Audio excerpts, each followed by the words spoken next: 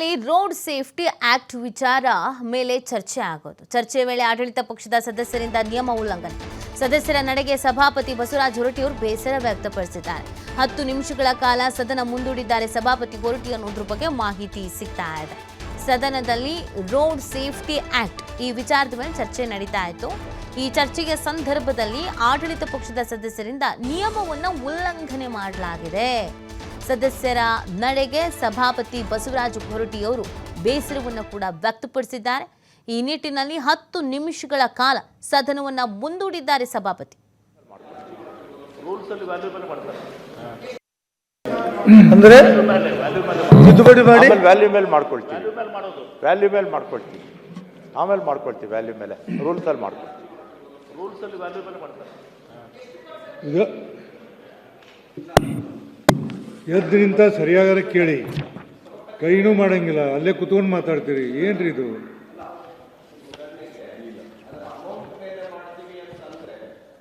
Amount ಇದ್ರೆ ಜಾಸ್ತಿ, ಕಡಿಮೆ ಅಮೌಂಟ್ ಇದ್ರೆ ಕಡಿಮೆನಾ, ಅಥವಾ ಇದರೊಂದು ಸ್ವಲ್ಪ ಇನ್ನೊಂದು ಸ್ವಲ್ಪ ವಿವರ ನೀಡೋದು ಒಳ್ಳೇದು. ಮಾನ್ಯ ಸಭಾಧ್ಯಕ್ಷರೇ, ಈಗ ಎಷ್ಟು ಅಂತ ನಾವೇನು ಫಿಕ್ಸ್ ಮಾಡಿಲ್ಲ.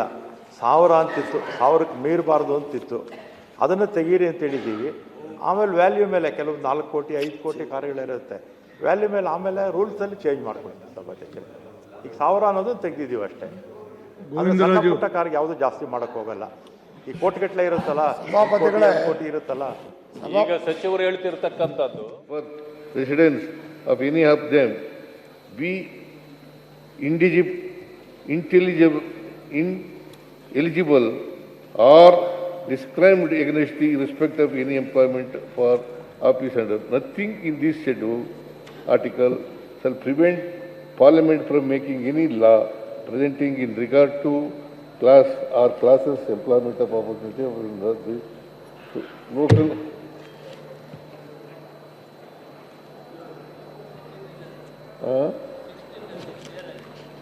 Plus 4.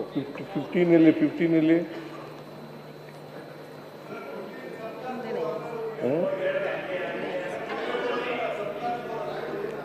prohibition of discrimination on grounds. Subclass 4 Sake. Yes.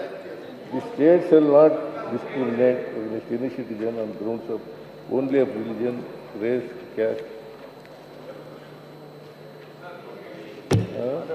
ಅಧ್ಯಕ್ಷರೇ, ಮುಖ್ಯಮಂತ್ರಿಗಳು ಗೊಂದಲಕ್ಕೆ ಬಿದ್ದಾರೆ.